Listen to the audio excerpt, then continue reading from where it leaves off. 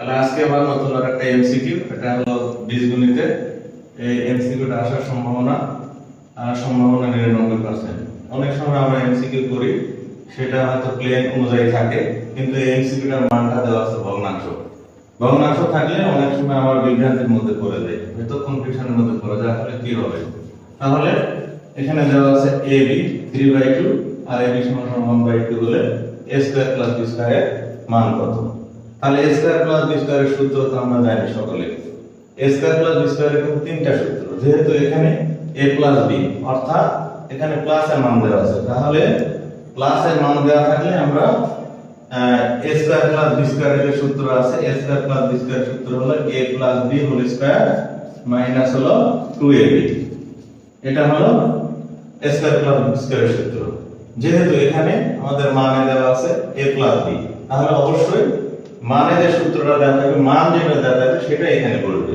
তাহলে a plus whole square minus হলো 2ab। তাহলে এটা মান আমরা এখন বসাই। তাহলে ab মান কত দেওয়া আছে? ab এর মান দেওয়া আছে 3/2। তাহলে এটার উপর হোল স্কয়ার করলাম মাইনাস 2। তারপরে ab এর মান কত দেওয়া ছিল? এখানে ab এর মান দেওয়া ছিল 1/2। ab এর মান দেওয়া ছিল 1/2। এটা লিখলাম। তাহলে এই 2 আর এই 2 কাটা যায়, আর এটাকে আমরা যেহেতু এর ভিতরে দুইটা সংখ্যা আছে লব বাই হর আকারে, তাহলে 3 এর উপর স্কয়ার করলে হবে 9, আর এটা হলো 2 এর উপর স্কয়ার করলে 4 মাইনাস এখানে হলো 1। তাহলে এই দুটার এখন লসাগু হবে। তাহলে হরে আছে কত? 4, লসাগু হবে কিন্তু 4। তাহলে এখানে লসাগু লিখলাম 4, তাহলে উপরে যা আছে তাই। তাহলে 9 হবে 9 বিয়োগ 4 সমান হবে 9 এর মধ্যে 4 বাদ দিলে 5, এটা হলো 5/4। তাহলে এই অপশনে দেখো 5/4 কোথায় আছে? 5/4 আছে গ নম্বরে। তাহলে এটার উত্তর হবে 5/4। আর এটা যদি তোমরা শর্টকাটে করতে চাও, সেটাও করতে পারবে। শর্টকাটে যদি করতে চাও তাহলে আমরা প্রথমে দেখব যে a প্লাস b সমান আছে কত? 3/2। তাহলে এই 3/2 এখানে লিখব। লেখার পরে এটার উপর আর স্কয়ার করব। স্কয়ার করার পরে দেখব এখানে প্লাস আছে না মাইনাস আছে। তাহলে অবশ্যই প্লাস আছে। এটা যদি প্লাস হয় তাহলে এখানে মাইনাস চিহ্ন দিব। মাইনাস দেওয়ার পরে সূত্রে একটা টু লিখব। লেখার পরে ab যে মানটা আছে সেই মানটা আমরা এখানে বসাবো। হাফ বসালাম। তাহলে এটা করো।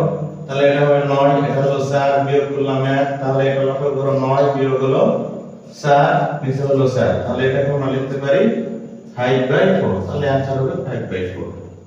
শর্টকাটে এটা করা যায় এইভাবে। তাহলে প্রথমটা আমাদের উত্তর হচ্ছে কত? 5/4। তাহলে আমরা দ্বিতীয়টা করতে পারি একটু ab 1/2। তাহলে এটা দিয়ে এই অংশটা করব, 2 নাম্বারটা করব। তাহলে 2 নাম্বার এই সূত্রটা আমরা সবাই জানি যে aq + bq। তাহলে aq + bq এর কিন্তু আর সূত্র আছে মান নির্ণয়ের। তোমরা তো সকলেই জানো মান নির্ণয়ের সূত্রটা। aq + bq এর সূত্র হলো a + b whole cube minus হলো 3ab ইনটু লিখবো a + b। তাহলে এরপরে মানটা বসাই দিবে। তুমি মান কত দেওয়া ছিল? তাহলে এখানে মান বসাও 3/2 এর উপর কিউব করলাম মাইনাস 3। ab এর মান বসাও, ab এর মান 2, a প্লাস b এর মান হলো 3/2। তাহলে দেখো এটা 3 এর উপর কিউব করলাম কত হয়? 3 এর উপর কিউব করলে 27, 2 এর উপর কিউব করলে 8। তাহলে এটা 3 গুণ করবা, তাহলে 9 হবে, 2 2 এ 4। তাহলে দেখো এখন লসাগু কত হবে? লসাগু হবে 8। লসাগু করার সময় তুমি খেয়াল করবা যে হরে আছে কত? এখানে 8, এখানে আছে 4। যদি 4 দিয়ে তুমি 8 কে ভাগ করতে পারো, অর্থাৎ বড় সংখ্যা হলো 8, যদি 4 দিয়ে 8 কে ভাগ যায় তাহলে 8ই হবে লসাগু। তাহলে এখানে 8 হলো লসাগু। 8 যদি লসাগু হয় তাহলে এখানে 8 হলো, 8 লসাগু হলো। লসাগু 8, তাহলে এখানে 8 এখানে 8, তাহলে উপরে যা আছে তাই না, 27। 4 দিয়ে 8 ভাগ করো, কত হয়? 4 × 2 = 8। তাহলে 2 হয়, তাহলে 2 দিয়ে 9 গুণ করবা। তাহলে এটা হলো 27 বিয়োগ হলো 9 × 2 কত হলো? 18 বিয়োগ হলো এই 8। তাহলে 27 এর মধ্যে 18 বাদ দিলে 9 হবে, নিচে হবে 8। তাহলে এই অপশনে দেখো কোথায় আছে? গ নম্বরে 9 এর 8। তাহলে তোমরা আশা করছি এই প্রশ্নটা সকলে বুঝতে পারছো। এটা যদি ভালোভাবে করো তাহলে এটা পরীক্ষায় আসার সম্ভাবনা 99%। ধন্যবাদ।